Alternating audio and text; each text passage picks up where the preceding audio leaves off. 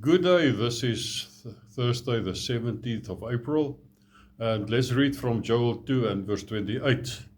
And it shall come to pass afterward that I will pour out my spirit on all flesh, your sons and your daughters shall prophesy, your old men shall dream dreams, your young men shall see visions, and also on my menservants and on my maidservants I will pour out my spirit in those days. I believe revival is imminent because of many prophetic messages God is sending to His church lately. And we read that in Amos 3 and verse 7, surely the Lord God does nothing unless He reveals His secret to His servants, the prophets.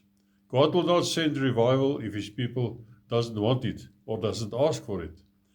Now God is revealing to His church that He is sending revival. He wants to do it, but we have to ask it for it and pray it in existence.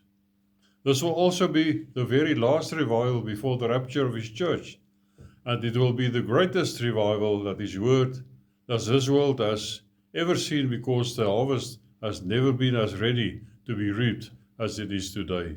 Let us make it our business to claim the promise from the Father and pray fervently for revival to come, because it is in our power to hasten the day when we will be leaving this earth, as the Apostle Peter wrote when he referred to this time that we are living in 2 Peter 3 verse 11.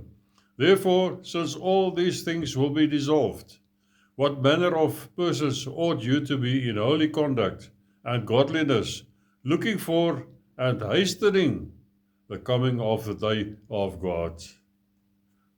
And we say, come, Lord Jesus. Amen.